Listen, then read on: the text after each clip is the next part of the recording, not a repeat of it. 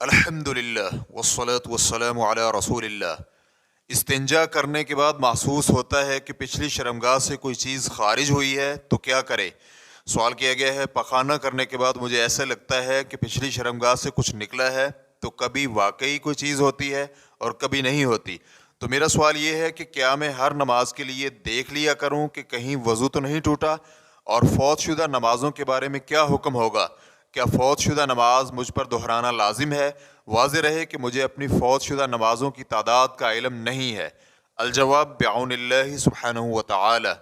अगर कोई इंसान क़ज़ाए हाजत से फ़ारिग हो और फिर इस्तिंजा करके वज़ू कर ले तो उसका वज़ू बाकी है, आके कोई ऐसी चीज़ यकीनी तौर पर रूनुमा हो जिससे वज़ू टूट जाए। चुनांचे महज शक की वजह से वज़ू नहीं टूटता, चाहे शक भी ठोस और गालिब गुमान हद तक मजबूत ही क्यों ना हो। इस बिना पर महज ये गुमान पैदा होना कि पिछली शर्मगाह से कुछ खारिज हुआ है तो इससे वज़ू नहीं टूटेगा। आप वसवसों से अपने आप को बचाएं। लिहाजा जब आपने अच्छी तरह इस्तिंजा कर लिया और जगह अच्छी तरह साफ़ कर ली तो फिर आप पर लाजिम नहीं है कि हर नमाज से पहले इस्तिंजा वाली जगह चेक करें, और जो नमाजें आपने पहले अदा की हैं उन्हें दोबारा लौटाना आप पर लाजिम नहीं है, क्योंकि आपका वज़ू कायम था और यकीनी तौर पर कोई भी नाक़िज़ वज़ू मामला आपको पेश नहीं आया था। इस उसूल की दलील जनाब अब्दुल्ला इब्न ज़ैद रज़ियल्लाहु अन्हु की हदीस में है कि उन्होंने रसूल अकरम सल्लल्लाहु अलैहि वसल्लम से शिकायत की कि एक आदमी को ख्याल आता है कि नमाज में कुछ हो गया है, यानी हवा वगैरह खारिज हो गई है। तो आप सल्लल्लाहु अलैहि वसल्लम ने फरमाया, उस वक़्त तक नमाज न तोड़े जब तक आवाज़ या बुदबू ना आए। अल्लामा नववी रहमहुल्लाह कहते हैं, ये हदीस इस्लाम के उसूलों में से बहुत ही बुनियादी उसूल की हामिल हदीस है।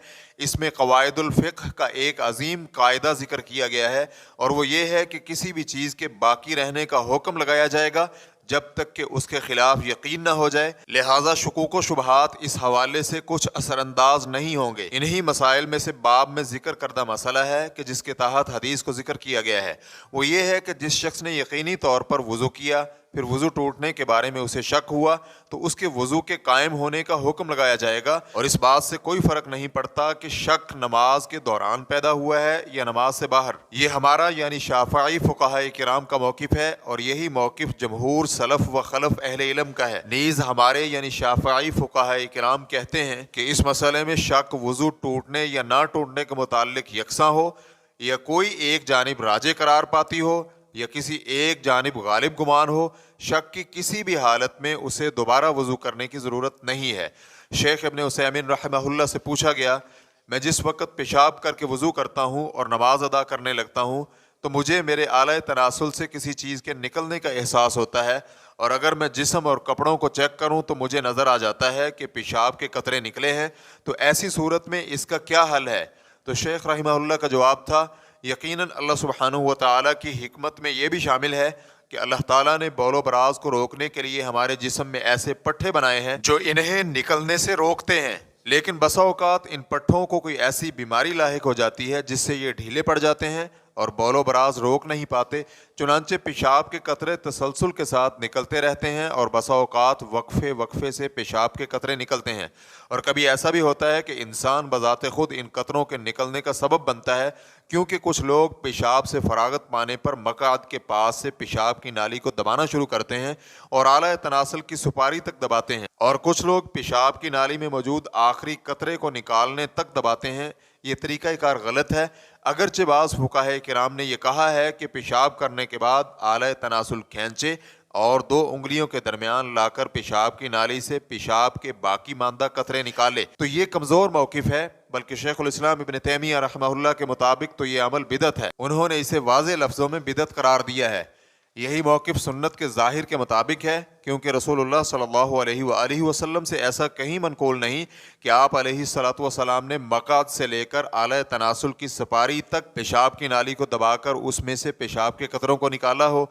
आला तनासुल खींचना और निचोड़ना कहीं भी नबी अलैहिस्सलातु वस्सलाम से मनक़ूल नहीं है, लेकिन फिर भी कुछ लोग ये अमल करते हैं, चाहे वो फ़ुक़हा किराम के इस मौक़िफ़ की तक़लीद करते हुए करें या इसे ज़ाती तौर पर वहम हो कि अगर उसने आला तनासुल को इस तरह से नहीं झाड़ा तो पेशाब आला तनासुल में बाकी रह जाएगा, तो ये भी गलत है। लिहाजा जब कोई इंसान पेशाब करे तो आला तनासुल की सुपारी धो ले, जिस जगह पेशाब लगा है उसे धो ले, और बस यही काफ़ी है।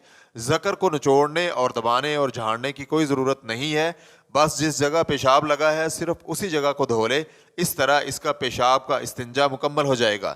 جس شخص کو پیشاب کے قطرے خارج ہوتے ہیں، اگر اس نے ہمارا بیان کردہ طریقہ اپنایا ہوتا تو اسے کبھی اس بیماری کا سامنا نہ کرنا پڑتا۔ اس لیے میری اس بھائی کو نصیحت ہے کہ اس عمل سے اپنے آپ کو دور کر لے۔ پیشاب سے فراغت کے بعد اپنے اعلی تناسل کو نہ تو کھینچے اور نہ ہی دبا کر قطرے نکالے، بلکہ اپنے عضو خاص کو اس کی فطری حالت پر ہی رہنے دے۔ لہٰذا جب پیشاب کا آخری قطرہ نکل جائے تو سپاری دھو لے۔ کبھی ایسا ہوتا ہے کہ انسان کو اپنے عضو خاص میں کسی چیز کی حرکت محسوس ہوتی ہے تو اس پر یہ لازم نہیں ہے کہ فوری جسم اور کپڑے دیکھنے لگ جائے۔ کچھ لوگوں کو عادت ہوتی ہے کہ جب ایسی کوئی حرکت محسوس کرے تو اپنی شلوار وغیرہ چیک کرنے لگتا ہے اور پھر اپنے عضو کو دبا کر چیک کرتا ہے۔ اب کوئی اپنے عضو کو دبائے گا تو کچھ نہ کچھ تو نکل ہی آئے گا، تو ایسے میں آپ کچھ نہ کریں اور اس کی طرف توجہ نہ دیں۔ حتیٰ کہ بعض اہل علم رحمہ اللہ تو یہ بھی کہتے ہیں کہ اگر ایسی صورت میں پیشاب کا نکلنے کا وسوسہ دل میں آ رہا ہو تو اپنی شلوار پر پانی کے چھینٹے اس لیے مار لے کہ اگر کہیں گیلا پن نظر بھی آیا تو اسے پانی کا چھینٹا ہی سمجھے گا، پیشاب نہیں۔ لیکن ہم یہ کہتے ہیں کہ اس کی بھی کوئی ضرورت نہیں ہے، یہ محض تکلف ہے۔ آپ اس کی طرف دھیان ہی نہ دیں، نہ ہی آپ ذہن میں اس کے متعلق کچھ سوچیں۔